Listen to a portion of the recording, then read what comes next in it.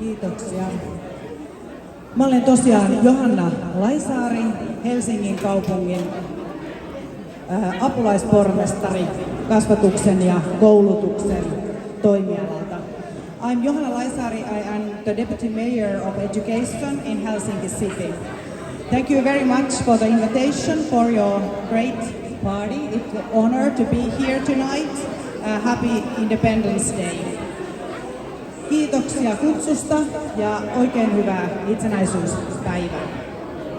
Tosiaan Maria puhui äärimmäisen hyvin siitä, että lapsissa meillä on tulevaisuus ja meidän tulee turvata kaikille lapsille mahdollisuus koulutukseen ja laadukkaaseen varhaiskasvatukseen.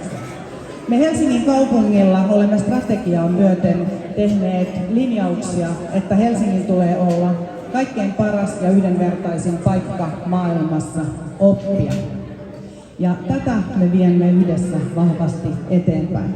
Ollaan Samian kanssa käyty useampia keskusteluita siitä, kuinka merkityksellistä on nimenomaan saada vanhemmat ja perheet mukaan myös Helsingissä kodin ja koulun väliseen yhteistyöhön.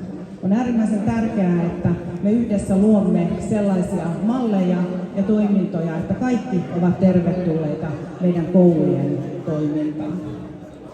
Ja nimenomaan tätä työtä me halutaan yhdessä täällä Helsingissä edistää, että jokainen lapsi ja nuori kokee voivansa tulla turvallisesti kouluun ja opiskella siellä yhdenvertaisesti.